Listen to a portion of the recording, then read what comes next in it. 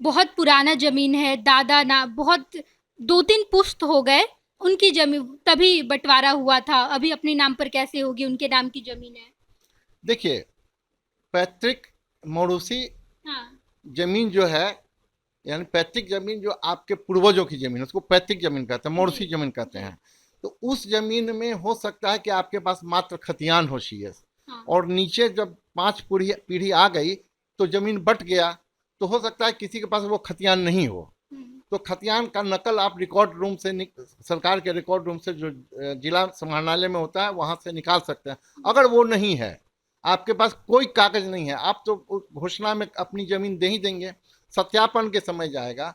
तो सरकार का भी निर्देश जारी हुआ है, राजस्व विभाग के सर्वे डायरेक्टर साहब का निर्देश जारी हुआ है कि चौहद्दी के रैयत, मतलब आपके प्लॉट जो जमीन है उसके चारों तरफ के रैयत के चौहद्दी में आपका प्लॉट लिखा होगा, उसके जी। कागज में हाँ। कि चौहद्दी में आपका नाम होगा, और वो भी गवाह देंगे तो साबित हो गया कि ये जमीन मेरी है। आसपास किसी की हाँ जमीन है, हाँ, उनके चौहद्दी चौहद्दी में। हाँ, उनकी उनके कागज में आपका नाम होगा चौहद्दी में। जी। उत्तर में हो तो उत्तर में आपका नाम होगा। हाँ। तो इससे यह साबित हो जाएगा कि आपने जो दावा किया है जमीन आपकी है, और वो चढ़ेगा। चलिए, ये तो हो गई कि नहीं है डॉक्यूमेंट्स, हाँ सर। आसपास का डॉक्यूमेंट्स उसमें आपका हो जाएगा। लेकिन बहुत ऐसी जमीन सर बिहार में है जो दान में दे दी गई है, या मुजबानी, बहुत सारे ऐसे लोग हैं, रईस लोग जिनके पास बहुत जमीन हुआ करती थी, उन्होंने अपने आसपास के लोगों को दे दिया है, मुजबानी दे दिया, ठीक है तुम रहो। अब वो रह रहे हैं काफी सालों से, क्या अब उनकी जमीन चली जाएगी? नहीं, ऐसा है ना, हम्म। अभी जो अब हम बताए आपको कि हम्म। चौहद्दी वैसी जमीन, चूंकि उनके पास कोई कागज नहीं है हम्म। और वह रह रहे हैं, हम्म। ऐसे भी 12 साल शांतिपूर्ण ढंग से जो कोई रह लेते हैं तो उनका अधिकार बन जाता है। जी। और सर्वे का उद्देश्य यही है कि अधिकारी अभिलेख बना दें, हम्म। जो किन्हीं के पास कोई कागज नहीं, कागज सबूत के रूप में हो जाए, हम्म। यह भी उद्देश्य है।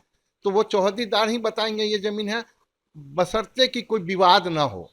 अगर जी। विवाद होगा तो उच्चाधिकारी जो है, जैसे चार्ज अफसर, बंदोबस्त अधिकारी, इसकी सुनवाई करेंगे और सक्षम आदेश पारित करेंगे। उसके बिना वो आदेश नहीं, उसमें एएसओ और कानूनगो को अधिकार नहीं है कि हाँ। अति विवादित जमीन पर कोई निर्णय ले। हम्म। हम्म। अगर कोई मामला न्यायालय में चल रहा है तो वो इसमें व्यवस्था कर दी गई है कि वो विवादित कैफियत कॉल में विवादित न्यायालय में विवाद के बारे में चर्चा कर दी जाएगी, ताकि ये पता चले कि कोई एक आदमी उस पर दावा नहीं कि विवाद है। सरकार भी किसी कारण से जमीन एक्वायर करती है या कोई विवाद आता है तो वो खतियान देकर समझेंगे कि ये न्यायालय में ये मामला चल रहा है। चलिए, ये भी लोगों का कंफ्यूजन था कि केस वाली जमीन है वो कैसे होगी, विवाद बहुत चल रहा है।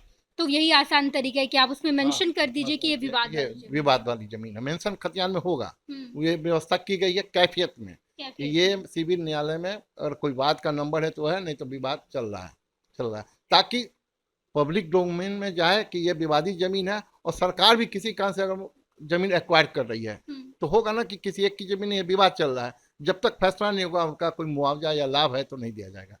पनोरमा ग्रुप, जो सोचता है वो करता है, आपके अपने सपनों का आशियाना। ये लो मुंह मीठा करो, आज मैंने अपना जॉब छोड़ दिया, अब हम पूर्णिया वापस जाएंगे। जॉब छोड़ दिया है? मतलब ये घर कैसे चलेगा, हम करेंगे क्या, और माँ बाबूजी क्या बोलेंगे? इसलिए मैं एक और मिठाई का डब्बा लाया, अपने बिजनेस के लिए लोन अप्रूव हो गया।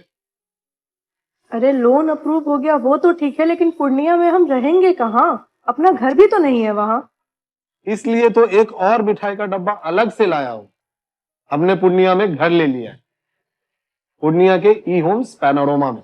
पूर्णिया में पैनोरमा ग्रुप लेकर आए हैं ई होम्स पैनोरमा, बड़ा घर, आलीशान जिंदगी और अत्याधुनिक सुविधाओं के संग। अरे अरे, अब क्यों मुंह मीठा करवा रही हो? क्योंकि हम घर वापसी जो कर रहे हैं। घर वापसी की खुशी पूर्णिया में ई होम्स पैनोरमा के संग। ई homes panorama, luxurious lifestyle redefined.